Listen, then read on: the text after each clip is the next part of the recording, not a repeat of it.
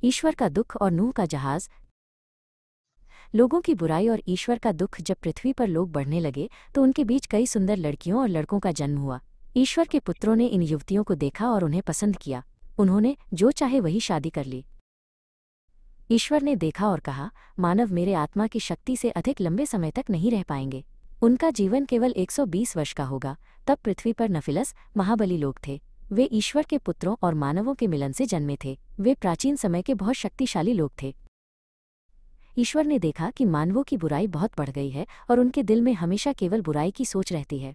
ईश्वर को ये देखकर दुख हुआ और वे बेजार हो गए। नूह धर्मपरायण और ईश्वर प्रिय, लेकिन नूह पर ईश्वर की कृपा बनी रही।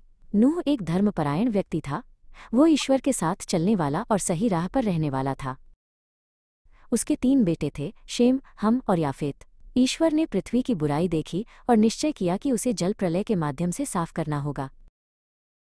जल प्रलय और जहाज का निर्माण। ईश्वर ने नूह से कहा, तुम अपने लिए गोफर की लकड़ी से एक जहाज बनाओ, जहां छोटे छोटे कमरे होंगे, और इसे अंदर और बाहर शीशा लगाकर सुरक्षित बनाना।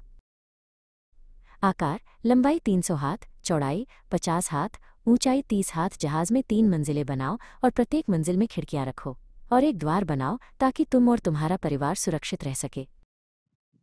ईश्वर ने नूह को निर्देश दिया कि वो अपने साथ प्रत्येक प्राणी की एक जोड़ी जहाज में ले जाए, माइनस नर और मादा। सभी जीवों के लिए खाने का प्रबंध भी नूह को करना था।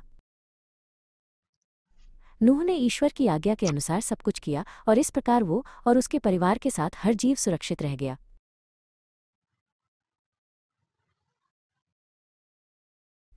नैतिक शिक्षा। ये कहानी हमें सिखाती है कि ईश्वर के मार्ग पर चलना, उसकी आज्ञाओं का पालन करना और भलाई की राह चुनना ही जीवन में असली सुरक्षा और सुख की कुंजी है। जैसे नूह ने ईश्वर की आज्ञा मानी और अपने परिवार और प्राणियों को बचाया, वैसे ही हमें भी अपनी जिंदगी में धर्म और भक्ति के मार्ग पर चलना चाहिए। इस कहानी से हमें यह शिक्षा मिलती है, पाप और बुराई का परिणाम हमेशा विनाश होता है, लेकिन जो परमेश्वर के साथ चलता है वह बचाया जाता है। नूह की तरह हमें भी धर्म और आज्ञाकारिता में जीना चाहिए। दोस्तों, अगर आपको यह वीडियो अच्छा लगा तो इसे लाइक, शेयर और सब्सक्राइब करना ना भूलें। कमेंट में बताइए आपको इस कहानी का कौन सा हिस्सा सबसे अच्छा लगा।